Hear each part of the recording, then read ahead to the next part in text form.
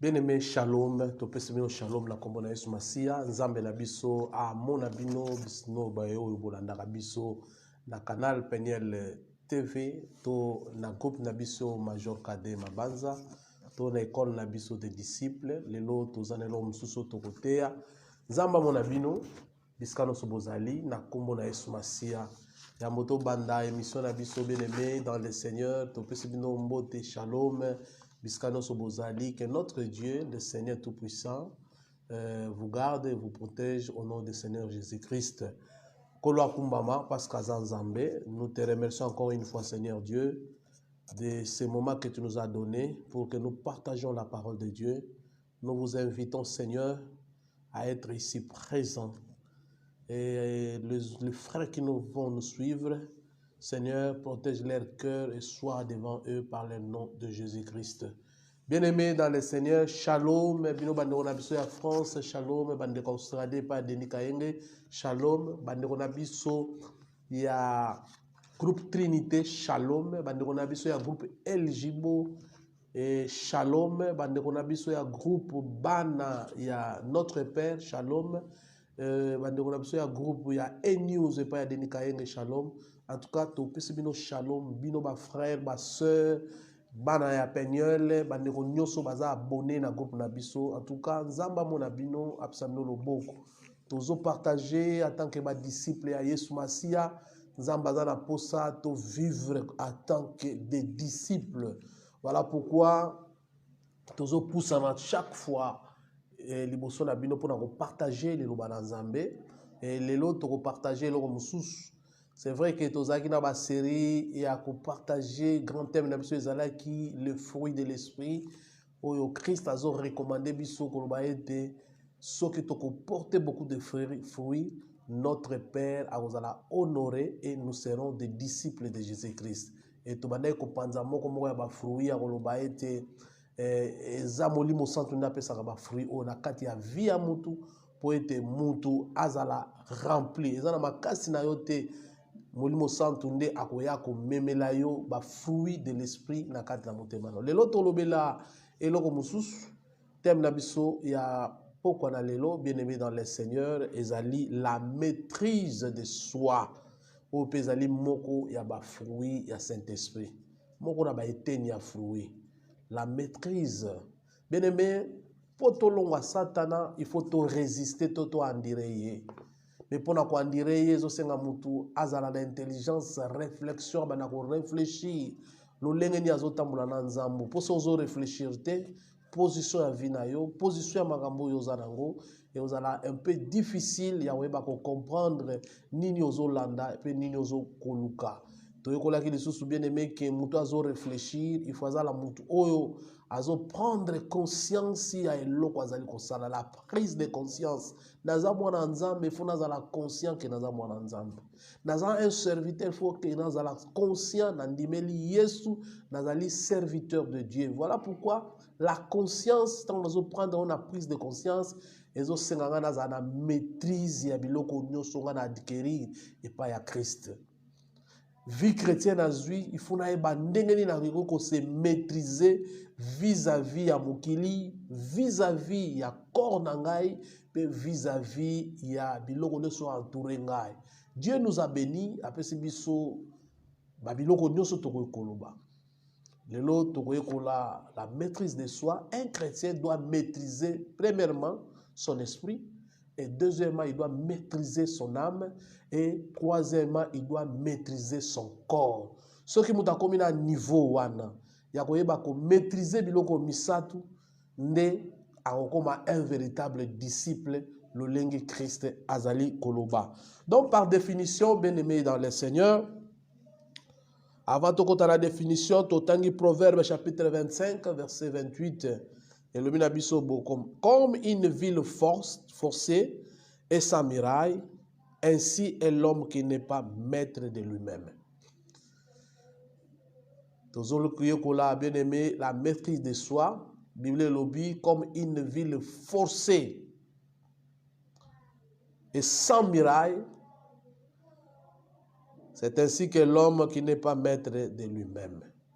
C'est-à-dire, ville où est protégée de la muraille, vilo mutu nyonso akokota eza protégé na eloko te mutu wana akozala lokola mutu pe babengi ayebi ko maîtriser nzoto nete parce que il faut babiloko oyo bana ko empêcher babiloko ya entrer na kati na nzoto toyebaka malamu Jéricho ezalaki barricadé de l'intérieur et de l'extérieur personne n'entrait personne ne sortait ezalaki juste pona bango baboya makambo ya kokotisa biloko ya mapaya ya kokotisa makambo susu oyo ekoya kokoma na kati ya ville na bango mais malgré cela nzamba koye quand même ko pénétrer na kati ya Jéricho mais toza na certitude wana te toza na sens ya kolobela makambo ya Jéricho na ndenge wana te mais tolobi miro eza forcé oyo eza na protection te eza lokola mutu oyo azangi maîtrise de soi biloko nyonso ekokota na nzoto na ye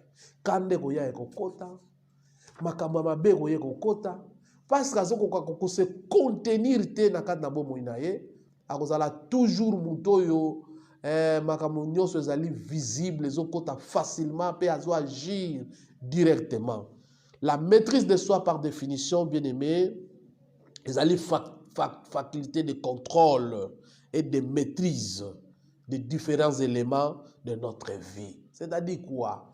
Faculté, aptitude, ongana kozala nango, ya koyeba ko maîtriser pe ko contrôler babiloko e ya kabiso na kati na vie. C'est-à-dire par exemple, to ko pesa exemple, ya ba faculté manière lolenge ya koyeba ko contrôler soki na komi na kanda.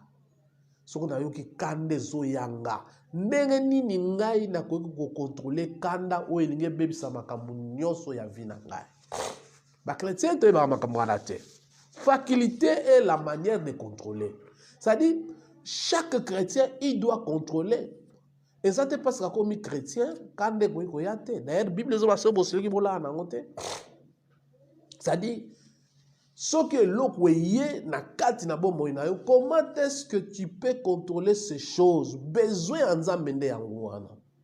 Faculté de contrôler, de maîtriser babiloko ya kati na biso, la maîtrise de soi.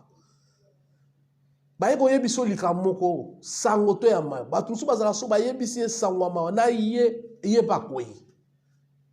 Batu su ba memeli likambu baye ko pese rapport.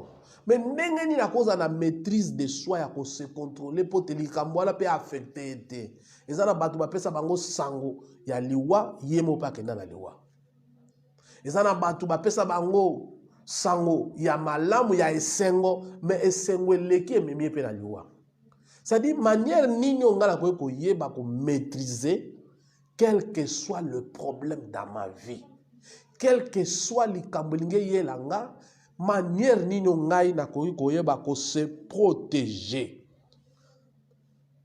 Elle fait partie du fruit du Saint-Esprit produit dans notre vie comme enfant de Dieu. La maîtrise de soi, bien aimé, ton bien d'aller ma faculté, mais elle fait partie du fruit du Saint-Esprit. Oh, Saint-Esprit a déposé dans la vie à Moutou. Moutou, tant oiseau yamba Christ, le Seigneur et Sauveur, le Saint-Esprit dépose en lui les caractéristiques et la maîtrise de soi. Non, ce n'est pas toi qui vas le dire. En acceptant Christ, le Saint-Esprit vient, il commence à façonner maîtrise de soi. Le fruit de l'esprit, l'amour, blablabla, maîtrise de soi, pesali, moko ya eteni ya mbuma molimo santo. Oya chena kati ya bomo ina mutu. Yango ezali ko concerner nzoto na biso momima, l'être humain entier. Maîtrise de soi ezaka nanga momokote. C'est-à-dire, nous devons avoir la maîtrise de soi de notre esprit. À partir de l'esprit, nous devons comprendre que cet esprit tozanango, nous devons le maîtriser. Nzambe a créé mutuna tripartie. Il lui a donné l'esprit, il lui a donné l'âme et il lui a donné le corps. Moutoufa comme à un niveau à partir de l'esprit. L'esprit c'est quoi? L'esprit bien-aimé, c'est nos pensées. Ezali ba volonté na biso. Le pensée au biso tozala nango, ba volonté o tosala ke utaka na nzoto te utaka na liboso na esprit. na kanise lo mon esprit nde siko émotion nango et na kati na âme et na nzoto na sali acte. Donc ezali elomo tellement tout je suis arrimé, faut me comprendre ngai naza bena arrimé. Bon avoir na ndenge ezali. Donc dans le but la maîtrise de notre esprit. Un enfant de Dieu disciple de Jésus doit maîtriser son esprit par rapport il y a pensée, par rapport il y a ma volonté na ye. Makanisi eko ya ebele na mutu a mutu. Et ngolo bate parce que muta komi disciple a uzasu makanisite.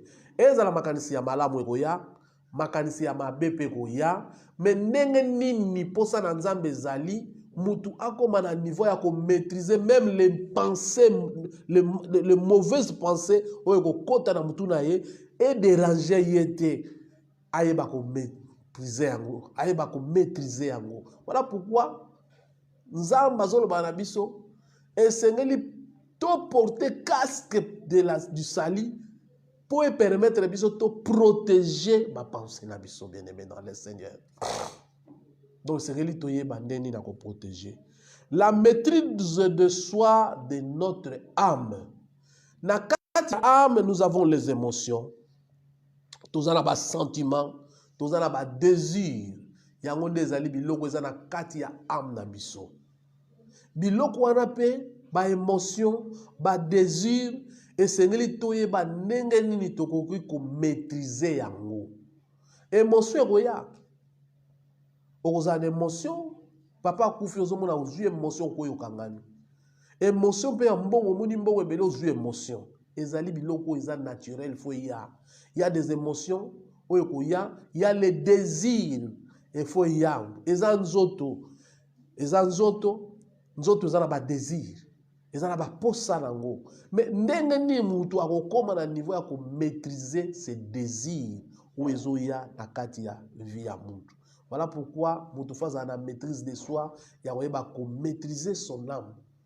Âme ata kombina kana ba désir, ba émotion, ba sentiment. Afin yeba ko maîtriser, ko choisir quels sont les désirs ngai na koyeba ko sala pour être na pesa lokumu epa ya nzambe. Autre chose nous devons maîtriser c'est notre corps bien-aimé. Notre corps eza na ba sens nango pe na ba membre o esengeli biso to maîtriser. Ba sens ezali les sensations que le corps peut sentir. Ba membre o toza nango eza ebele toza na ba membre nzamba sali eza ba toucher, toza na ba ouïe, toza na ba les yeux, toza na ba odorat. Tous ces membres font partie du corps humain o esengeli pe mutu akoma na niveau ya ko maîtriser yango. Mwana na nzambe nyonso il faut akoma na niveau ya kozala na maîtrise de soi par rapport ya corps na ye. Donc ezali important mwana nzambe comprendre yango parce que na kati na Bible bien aimé ezala ba passage belé ezo recommander biso ya ko veiller pour na tina ya bomoi na biso. Savoir veiller pour la tina bomoi na biso zo permettre biso to maîtriser bomoi na biso afin que to za la banane, afin que to iba ko kumisa nzambe dans notre corps. Ya ko adorer nzambe dans notre corps. Donc voilà mukanda ya Thessaloniciens chapitre 5 27 23 ezoloba que le Dieu de paix vous sacrifie lui-même en entier et que tout votre être, l'esprit, l'âme et le corps soient conservés irrépréhensibles lors de l'avènement de notre Seigneur Jésus-Christ. Pourquoi le Seigneur veut que nous maîtriser ces trois corps? Tout plus, la spiritualité seulement dans membre dans un bon sa âme dans un place au Kenya, mais ton corps peut entraîner ton âme dans zela amabe. Ton esprit peut entraîner aussi le corps et l'âme dans zela amabe. Donc c'est important. Yango Paul a dit ça ba Galates, ba Thessaloniciens, alors puis nzamba pe sabino kimia pour être bon garder ba nzoto na bino na etambo ya mobimba ebeba te moko te ebeba parce que tout ça ekotelema liboso ya nzambe mpona rendre compte ya ko conserver yango irrépréhensible liboso na nzambe parce que mukolo yesu akoya et vous allez important biso ba na nzambe totelema liboso na nzambe kotalisa ye bomoto na biso. La maîtrise de notre âme. Parlons un peu de la maîtrise de notre âme. Notre esprit bien-aimé est le siège de notre faculté morale. Soto maîtrisant te yango eza lokola cerveau motrice, moteur ya makambo nyonso wana, le siège, la pensée, la réflexion, biloko wana nyonso eyaka na kati na esprit. Ezali ko s'élaborer na kati esprit wana nde biloko wana nyonso ezali ko salama, tozo sala ba projet, tozo zwa ba décision, ba biloko mike mike tozo sala pona ko déterminer ba pensée na biso et sengeli ezala toujours na mouvement. Ezo mema biso bien-aimé dans le Seigneur, ko sala ba projet ou peut-être ko peut arriver et comme un objectif, tout comme peut ba projet peut comme un objectif. Donc ezali ko la centrale, il y a construction des idées bonnes et mauvaises, l'esprit. Mais dans le cas de construction bonne et mauvaise, biso de sengeli to eba ndeni na ko gérer esprit na ngai. Voilà pourquoi il y a un monsieur qui a dit, nous ne pouvons pas empêcher les oiseaux de voler au-dessus de nos têtes, mais ce que nous pouvons faire c'est quoi? C'est de les empêcher à kotonga bazala likolo mutuna biso. Le molo babo est bien aimé dans le Seigneur. Ça dit, le kola mutu aza central, ba idée, ba réflexion, ba makambu ya mabeno so le kanaka mutuna biso. Mais ce que nous ne pouvons pas admettre na kata mutuna biso, c'est que le pensée mauvaise est koki ko dominer biso mukolo moko te. Yango balobi, nous pouvons permettre les oiseaux voler au-dessus de nos têtes. Mais ce que nous ne pouvons pas admettre, c'est quoi? C'est de laisser les oiseaux faire leur nid. Tant que makanisi koya, na makanisa mabe ye, mais il faut refouler. Il faut refouler. Donc, c'est important, nous voyons combien il est important, bien aimé, de maîtriser ce qui se passe dans notre esprit. Sengeli biso to ko matina niveau oyeba ko maîtriser ko geler yango oyeye na geler yango oyeye na geler yango et na sali sélection ya mabe na longoli la retenir ya malamu yango ezali important parce que l'apôtre Pierre azo ebisa biso na 1 Pierre chapitre 1 verset 13 alobi boye. C'est pourquoi saignez les reins de votre entendement, c'est-à-dire pensée, réflexion, intelligence, compréhension. Les reins de votre entendement, c'est ça. Apôtre Paul a dit autrement, vous devez serrer vos pensées, la réflexion, l'intelligence, la compréhension, soyez sobre. Ça dit biloko wana esengeli na serrer yango na retenir yango. Serrez les liens, les reins de votre entendement et soyez sobre. C'est important. Parce que si je néglige mes pensées, na zuba réflexion no se zoya na kata mtunanga. Intelligence nyonso za ya malamu za ya mabe nazo utilizango. Compréhension na ngai nyonso so za malamu so za mabe nazo utilizango. C'est alors na kozala mutoyo na kubima irrépréhensible devant le Seigneur.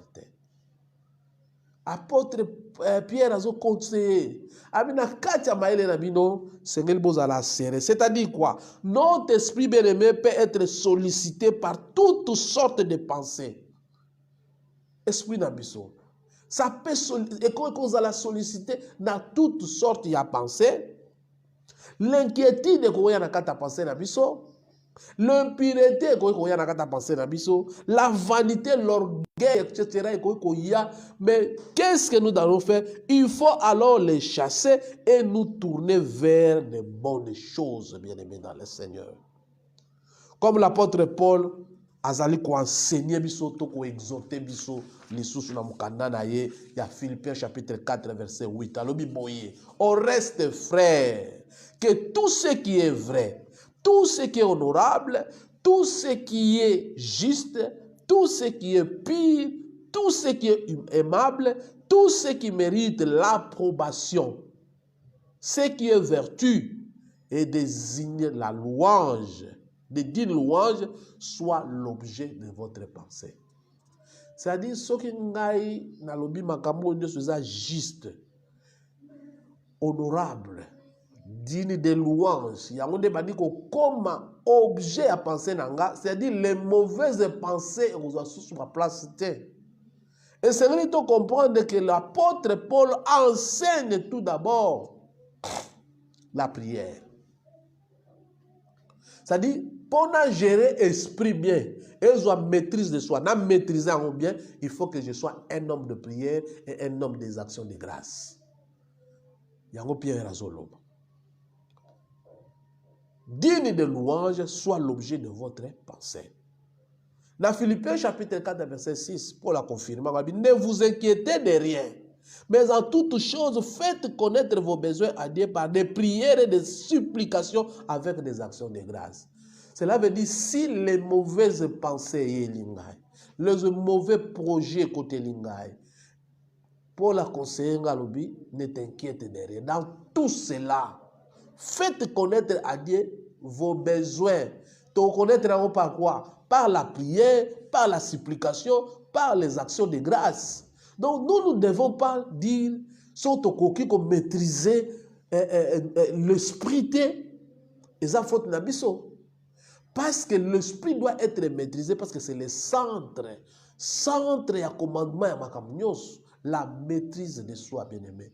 Un disciple doit avoir cette maîtrise de soi, maîtrise de son esprit. L'esprit est tellement important parce que c'est là où vient l'intelligence, vient la pensée, vient tous nos désirs où l'esprit pour soutenir biso nakati Masia.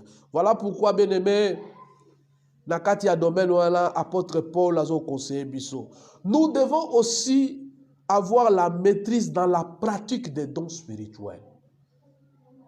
Paul a conseillé, nakati ya domaine wala aussi on doit avoir le maîtrise. Toko ça la bataille des ordres terre. So on a prophétiser et sengeli tous à la kimia l'autre attend. S'il n'y a pas quelqu'un pour traduire la prophétie, il faut se taire. Tu ne peux pas prophétiser en langue. Mais la prophétie, c'est une confusion. Maîtrise de soi. Donc, c'est un domaine dans lequel nous devons être particulièrement vigilants.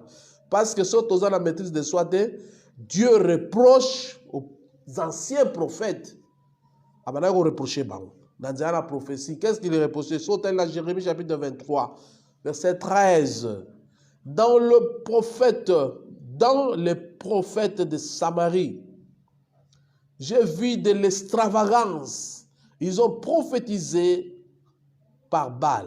Ils ont égaré mon peuple. Dans 23, 16 à l'Obiboye. Ainsi parle l'Éternel des armées. N'écoutez pas les paroles qui vous ont prophétisé. Ils vous ont entraîné à des choses de néant. Ils disent des visions de leur cœur et non ce qui vient de la bouche de l'Éternel. Donc, bien aimé dans le Seigneur, apôtre Paul nous instruit concernant la pratique des dons spirituels dans nos assemblées. Surtout le parler en langue et la prophétie. Et les esprits des prophètes, il faut souligner ça, les esprits des prophètes leur sont soumis. C'est-à-dire que nous n'avons pas la faculté de maîtriser notre propre esprit dans la pratique des dons spirituels. Sur 1 Corinthiens chapitre 14, verset 26 à 33, combien apôtre Paul nous donne des conseils. Il y a prophétie, il y a parler en langue. C'est-à-dire, si vous avez la maîtrise dans le domaine, et vous avez la maîtrise de notre âme, la maîtrise de l'esprit, un enfant de Dieu disciple, il faut aussi, à un niveau, maîtriser l'âme. Il s'agit de nos sentiments. Il s'agit de nos émotions. Il s'agit de nos désirs. L'âme, c'est l'émotion, les sentiments, les désirs. Il faut qu'on appelle maîtrise.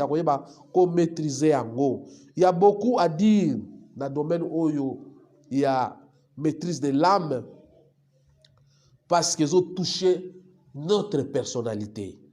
Tellement que nous sommes différents dans nos réactions. Parce que tous avons des réactions différentes. Bien aimé, il y a les impulsifs et les modérés. Les impulsifs, par exemple, les impulsifs, les hypersensibles et les indifférents, les calculateurs et les naïfs, les extravagants et les anonymes, les orgueilleux et les humbles, les violents et les doux, les optimistes et les pessimistes. Il y a des pessimistes, il y a des optimistes, il y a des violents, il y a des doux, il y a des humbles, il y a des orgueilleux. Il y a un comportement par rapport à l'âme. Souvent, bien aimé, influence ka âme na biso biloko wana soto tang. Ba sentiment na biso na kati na ba émotion et influence ango. Mais qu'est-ce que Jacques nous dit? Jacques chapitre 3 verset 13 à 18 et l'obiboye. Lequel d'entre vous est sage et intelligent, qu'il montre ses œuvres par la bonne conduite avec la douceur de la sagesse. Mais s'il vous avez dans votre cœur un zèle amer et un esprit de dispute, ne vous glorifiez pas et ne mentez pas contre la vérité. Cette sagesse n'est pas celle qui vient d'en haut, mais elle est terrestre, charnelle, diabolique, car là où il y a des zèles amers et un esprit de dispute, il y a des désordres et toutes sortes de quoi? De mauvaises actions. Nakati ya maîtrise ya âme, bien-aimé dans le Seigneur, ezosenga biso toyeba ko éviter les émotions et kolongola biso na présence na Nzambe. Soki oyebi ko maîtriser âme na yo te, bien-aimé, ba émotion ekoya ekomema yo, ba sentiment ekoya ekomema yo. L'enfant de Dieu comme disciple doit aussi, bien-aimé dans le Seigneur, savoir maîtriser son corps. Maîtrise de soi, ton obé, zali faculté, maîtriser, babiloko soko eye. Ça dit, nzoto pe, faut yeba ko maîtriser ango. Nakati nzoto na biso, ezali vraiment fragile de notre être parce que la plus exposée à cause de nos facultés sensorielles, de nos sens subsides, toutes sortes de sollicitations venant de l'extérieur, ils sont au tas assez. C'est-à-dire, nzoto, aza penza fragile, bien-aimé dans le Seigneur. Maîtrise de soi. Nous sommes fragiles, mais le Seigneur est maîtrisant. Pourquoi? Parce que ils ont une force extérieure. Mingi. Au canisi, on a pensé. Pour ça, on a amélioré, mais nous devons subir directement, c'est le corps humain. Apôtre Paul a conseillé dans 1 Corinthiens chapitre 9, verset 27,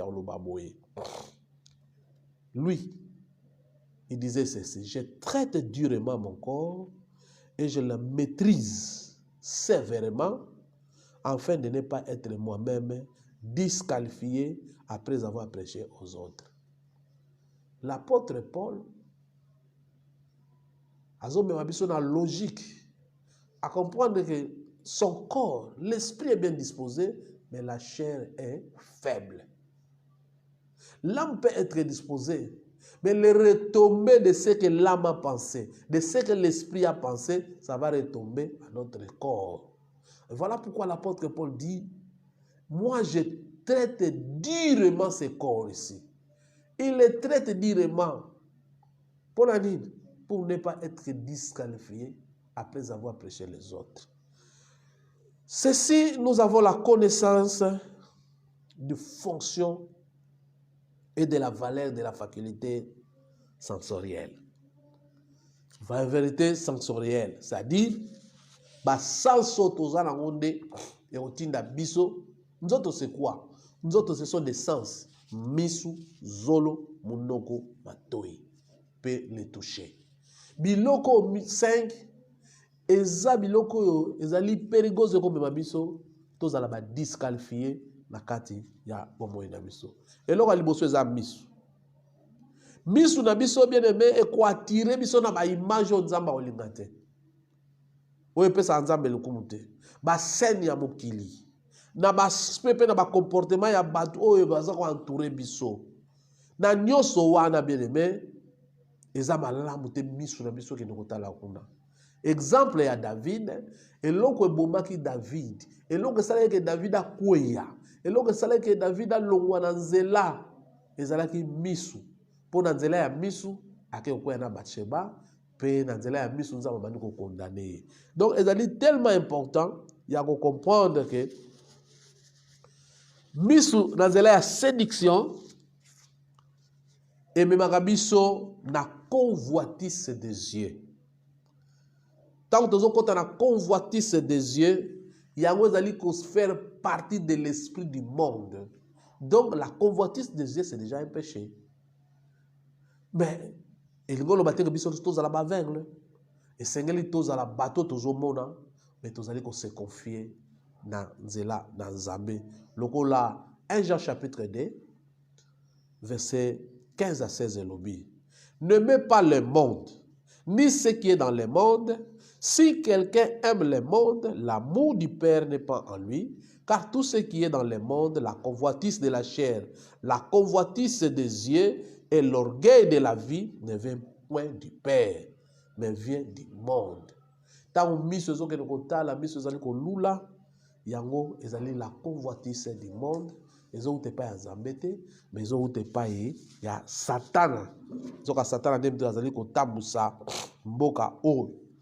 Ezali la lisumu moko bien aimé qu'on appelle la voyeurisme. Ils ont consisté à rechercher les scènes impures et s'y attacher. Otolobaki David. Avant de dire matin na likolo, akeko ça la voyeurisme. Voyeurisme, ils ont koluka ba scène obscure pe okangama nango.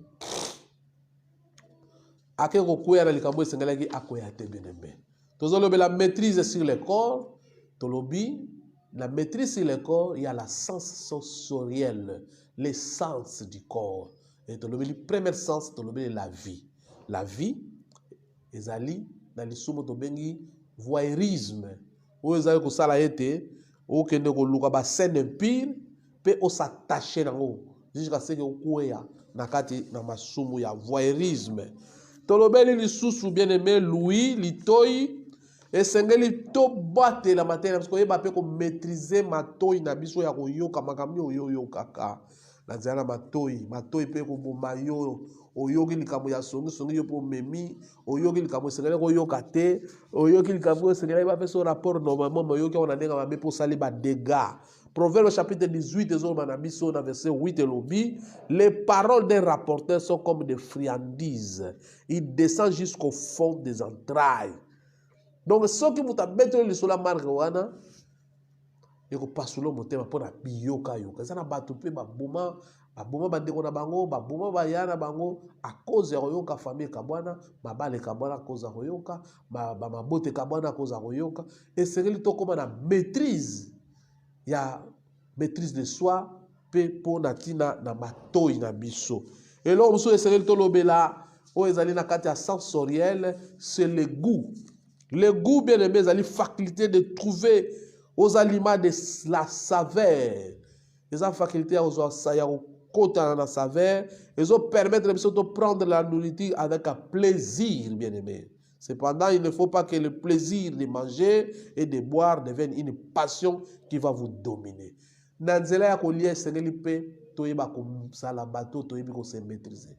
Okomona mutaza kolia lokola azolia na bato ebele. C'est impossible bien aimé dans les Seigneur. Mutani fois lia ayeba ndenge nini na kolia pe azolia ndenge nini. Lokola Luc chapitre 21 34 le bina biso, prenez garde à vous-même des craintes que vos cœurs ne s'appesantissent par les excès de manger et de boire.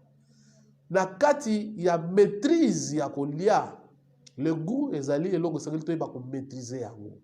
Si on maîtrise en côté, on sala les excès de table.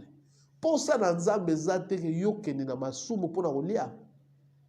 Maîtriser comment na niveau ya kozala maîtrise pour résister les diables. Et sengeli okoma na niveau pe ya ko se maîtriser dans nzela ya kolia. Parce que les excès de table font partie des œuvres de la chair, bien-aimé.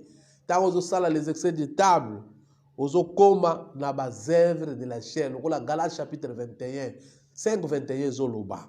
l'ivrognerie, les excès de table, les choses semblables, je vous dis d'avance, comme je l'ai déjà dit, que ceux qui commettent de telles choses n'hériteront point le royaume de Dieu.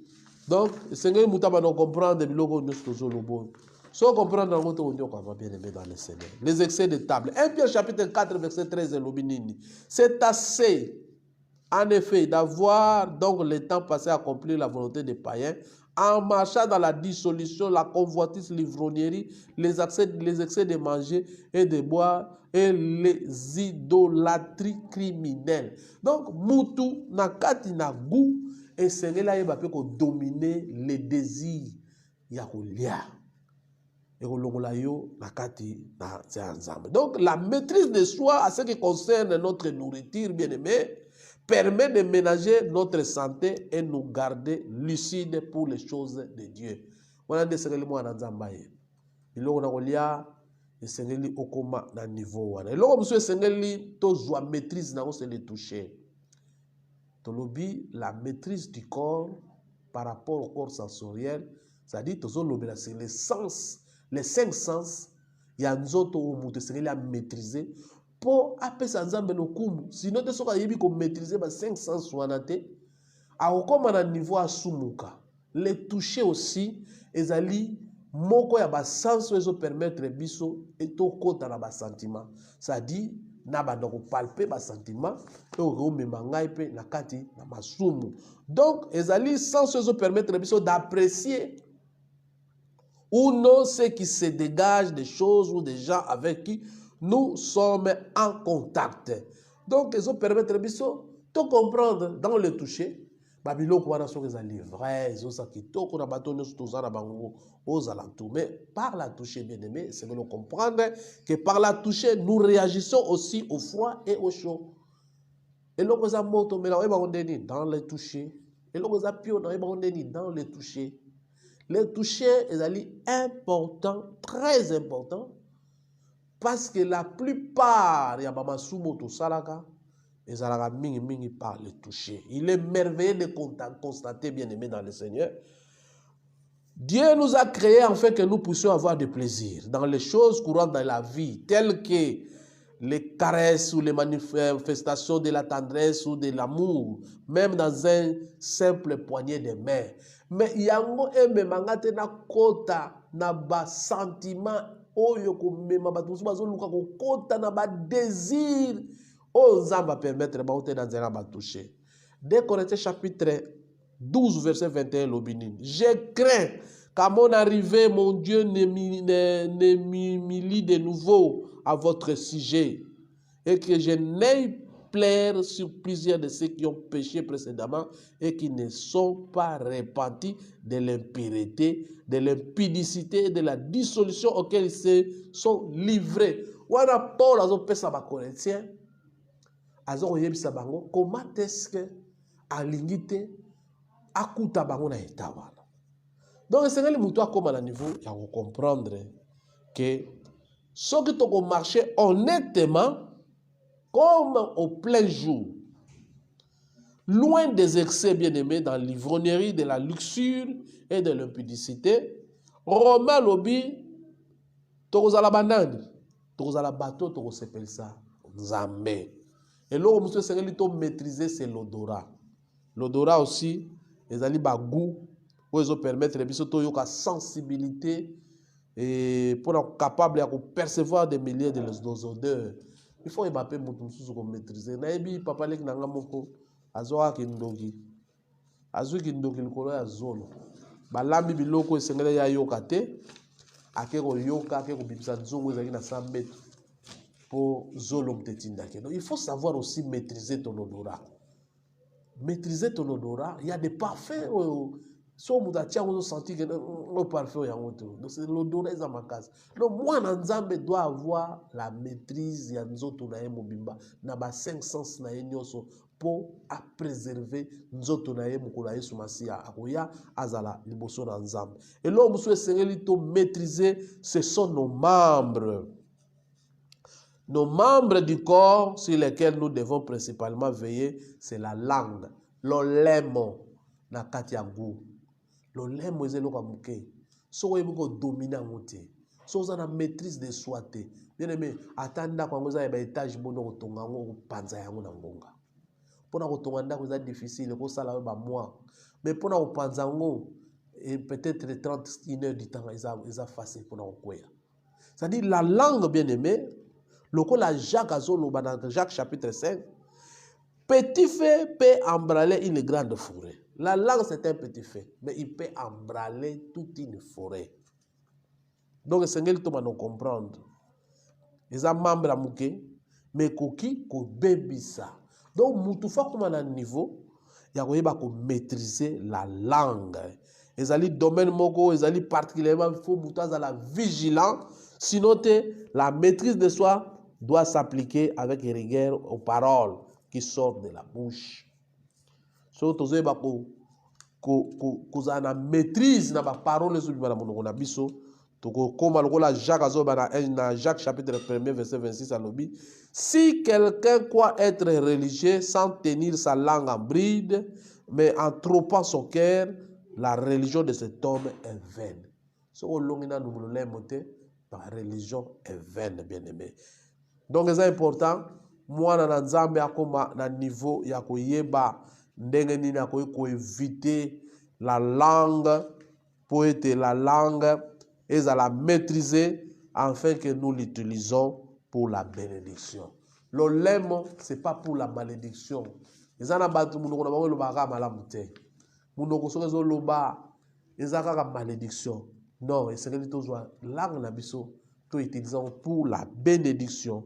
Parce que yangonde ezali important pour permettre biso to yeba ko glorifier nzambe pe to yeba ko bénir nos semblables. Et c'est l'homme so esengeli to comprendre que to yeba que la maîtrise de soi bien-aimé ezali fruit que le Saint-Esprit dépose dans notre vie na bao bandimeli Yesu Masia. Pour mutaza la maîtrise de soi, ba yekola ngote, ba yekola ngope na classe te, bien aimé, c'est que le Saint-Esprit a déposé dans mon thème manayo, kaka na kondima Yesu, lokola Romains chapitre 7 verset 24 zoloba. Misérable que je suis, qui me délivrera du corps de cette mort? Grâce soit rendue à Dieu par Jésus-Christ notre Seigneur. Paul a compris qu'il a demandé, il a dit, je suis misérable.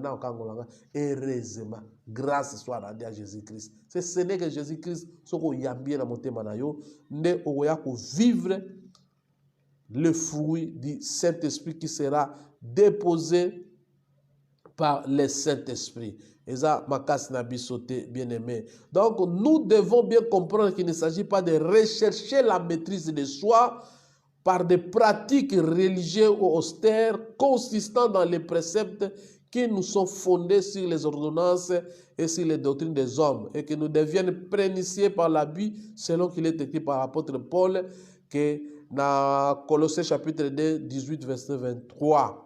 Pour comprendre que Paul a dit qu'aucun homme nous, sous une autre apparence d'humilité, par un culte des anges, ne vous ravisse à son gré le prix de la course, tandis qu'il s'est abandonné à ses visions et qu'il est enflé d'orgueil. Donc, c'est un niveau wana, bien aimé dans le Seigneur. La maîtrise de soi, dont il est question au Tozolobela, est spirituelle. Il n'est pas les fruits de la nature ou les fruits humains, mais elle est produite dans notre cœur par le Saint-Esprit. Il est important que nous soyons persuadés que les choses spirituelles viennent de Dieu et nous sont accordées en Christ. Pour Ozoyango, bien-aimé, c'est accordé rien que par le Christ. Il en est ainsi dans la maîtrise de soi. Il est produit de notre communion avec le Seigneur selon ses paroles. Demeurez à moi et je demeurerai en vous. Comme le sarment ne peut de lui-même porter de fruits, s'il demeure attaché au sceptre, ainsi vous ne le pouvez non plus si vous ne demeurez pas à moi. C'est-à-dire, pour un niveau na fruit de l'esprit, il faut qu'il demeure attaché, l'attachement. C'est l'attachement à Jésus-Christ. Attaché. Non seulement tu dois demeurer, mais tu dois être attaché. Comme Jean chapitre 15, verset 5 dit, sans moi, vous ne pouvez rien faire. C'est tellement important. Si nous désespérons de votre faiblesse, sachez que la force est en Christ. Par son esprit, il produit en nous le vouloir et le faire. Il a fermé notre volonté et nous rend capables de tenir notre être entier assujetti. Bien aimé dans le Seigneur, toujours chité awa, tolobeli sur la maîtrise de soi, ezali tellement important moi na nzamba iba ko se maîtriser na biloko misato. A maîtriser na liboso esprit na parce que l'esprit est central. Ba biloko le se ba na kata mutu na yo. Maîtriser âme na yo, maîtriser corps na yo. Si on maîtrise biloko na misato, tu seras un bon disciple de Jésus. Parce que on allons toujours tenter, prouver, le diable mettra des choses. On essaie la ligne yo tout ça, mais ce que yo kozana maîtrise, on va bon choix pour s'en sortir. Bien aimé, bon partager vidéo, na ba groupe na biso, partager vidéo, tous en pour ça bon tinde na biso demande des amis, commentez aussi vidéo. Et ça pousser mais commentez aussi la vidéo. Et on peut s'abisso bientôt on se corriger na ba blog moins belé. Zamba mon abino to comme na suka to ka remis sur la pour na robondela na kombo na Yesu. Merci Seigneur pour cette parole. Yondo ebi bato ba olanda biso après kolokuta na bango. Yondo peut ça maîtriser soi ezambuma. Ombo limo sa to planta kana mitema bato. Tika te kolo omona bandeko. Na bolingo na yo so to kuta na mbasima to peso lokumu na kombo na Yesu Masia. Bien aimé, shalom, botika na malam, partagez vidéo, nzamba mona bino, toza na canal Peniel TV, so koti na YouTube, obeti canal Peniel TV omona biso, so koti na Facebook, obeti Major Kade omona biso, obeti école des disciples omona biso, ba enseignement na biso ya ligue ya Peniel, nyonso eza na kati ya ba canal na biso ya to pesi bino. Nzamba mona bino to komi na suka, tika ete kimia na Yesu Masia ezala bino na kombo na Yesu.